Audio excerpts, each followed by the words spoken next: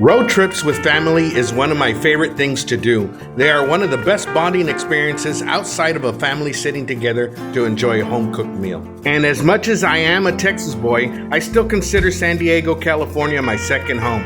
So after my visit this past week, I made my way northeast to Hemet, California, where I've been hearing there's a smokehouse located in an old railroad building serving up Texas-style barbecue. We made our way to this place called Destination Smokehouse, where we sat down to enjoy some food and discuss barbecue with owner Nick Yepremian.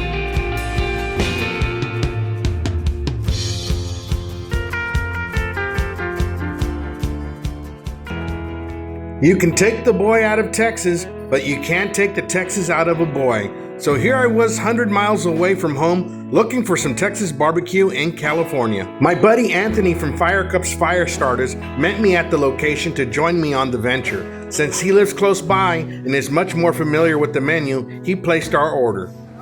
Looks like we're gonna do the brisket and cheddar. And I think some Carolina pulled pork.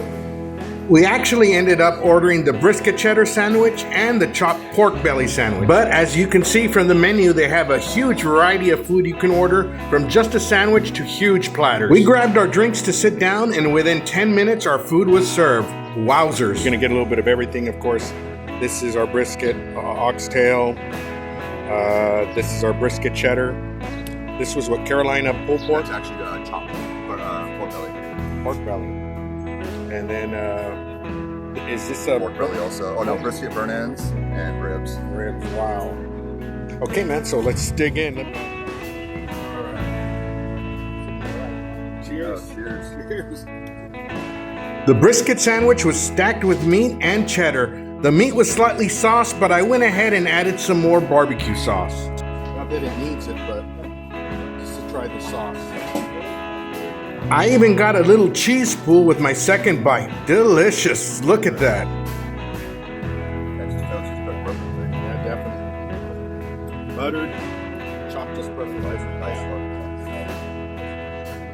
Next thing we're gonna do is some ribs. So, I think look at that, guys.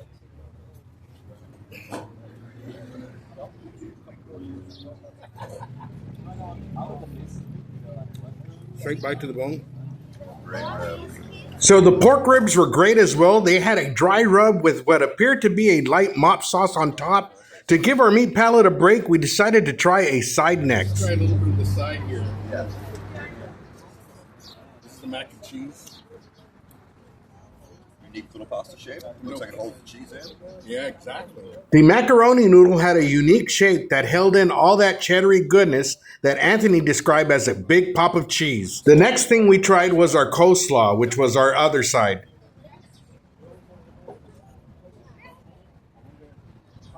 Oops. I can taste the dressing, but there's something else I can't make out. What do you think that is? Tastes a little squeeze of orange, I think. So there was a citrus orange zest to the coleslaw, something I would have thought wouldn't work well with slaw, but it did, and I was very surprised. So, what's next Let's there? dig into a burnt end. Burnt end, guys. Let me get this one in. Okay, guys, look at that. Ooh-wee. That Yeah. cheese just ripped. Oh. Oh wow. Straight up marshmallow. Probably one of the best burnt ends I've ever had. The burnt ends were great as well, melt in your mouth good, but what people come here for, far and wide, is their smoked oxtail. With the oxtail. Oxtail. It's the famous black diamond oxtail. Pitmaster Wall.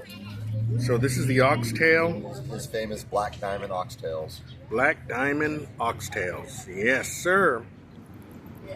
Look at that, guys. Look at how that falls apart. Look at the juice on that. Oh my God. Super beefy. Amazing. I'm going to say that out of everything, this has the most smoke flavor.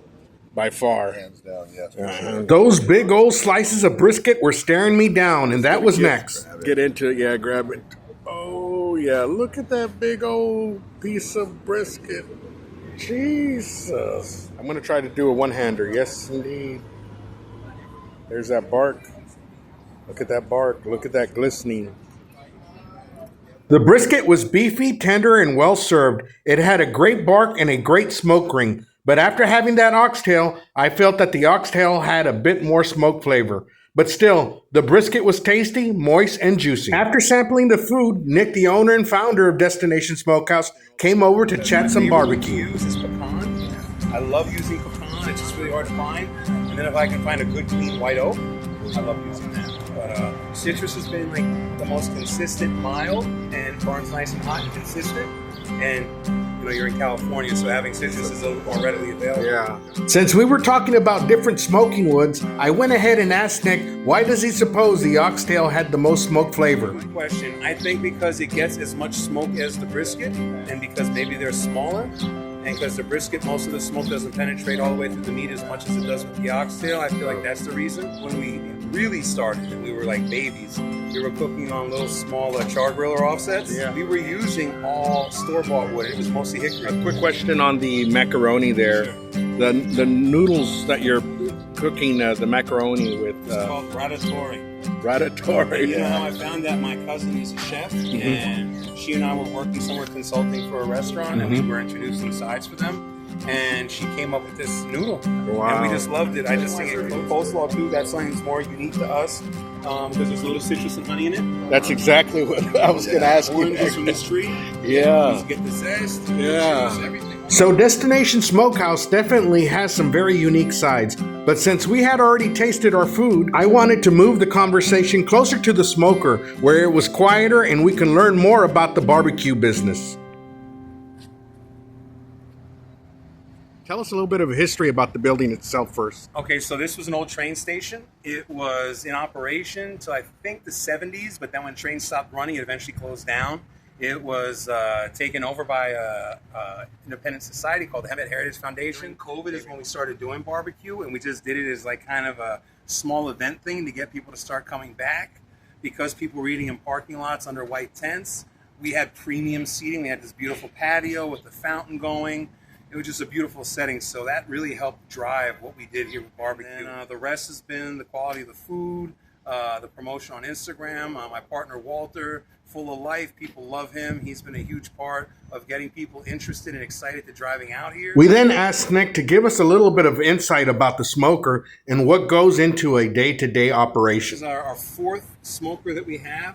It was built by Bobby Titus of Titus Smokers. He's local to the area. We do around 20 to 30 burgers every day. We also smoke our own pastrami. We smoke turkey breast. I'm probably leaving out a few things, but the major hitters right now are our brisket, our oxtail. People are coming from all over for that. We cook very unique. We utilize every door here, and we have different shelves. This first door will get the turkey. Brisket will start getting lined up back here. Burgers will be down here on the bottom. Then these shelves we start stacking. We'll be rotating in ribs on the top shelf, pork belly back here. You can kind of tell already there's a lot of rotation that happens because we're just cooking off of this one smoker here. Gotcha. Yeah, when we get to the area, it's going to be different. We're going to be running this and another 1,000 gallon, plus I have another 650 just on a trailer, and we're going to be running all three of them down there. Nick also explained that their business is expanding and they are soon to open up a new location. So yeah, Myriad is coming soon. Destination Smokehouse. We're really excited. Awesome. Yeah. One last thing. You started as a backyarder, is that correct? So what advice can you give to backyarders that eventually want to work their way up to owning a brick and mortar? Definitely trust your instincts. Uh-huh. Be inspired by something, but don't copy what you see that's working. You're going to start out doing what you see other great people doing, and then you're going to find little variables to make it your own. So I started out cooking here, and you can't really see right behind you where that little cement slab is. That used to be dirt, and that's where our smoker used to be, the little charcoal. The main thing is, if you like this and you have a passion for it, and you put the time in, you're going to do great. I always recommend to people, do some pop-ups, maybe do some online selling. Instagram was a huge part of our business too. I can't forget about that. Start out small, make sure people like your food. Make sure you're making money when you sell it. And then maybe elevate to doing some events. Because a brick and mortar, especially in California, is very challenging. When you cook, put passion in your food, make it yours, and you'll be successful. Well, I appreciate your hospitality, Nick, and for having us here. Awesome food. You're doing an awesome job, and I wish you all the best in the future. Thank you, man. Appreciate it. Barbecue restaurant owners and employees are some of the hardest working people in the industry. I mean, where else in the industry does it take you half a day just to serve up your menu items? Nick's passion and dedication to barbecue was clearly evident. The efficiency and quickness of placing an order to receiving your food was outstanding. And his food presentation is some of the best I've ever seen in the business. If you're ever in the area, don't hesitate to stop by. Appreciate you all hanging with me. Don't forget to comment, like, and subscribe. We'll see you on the next one.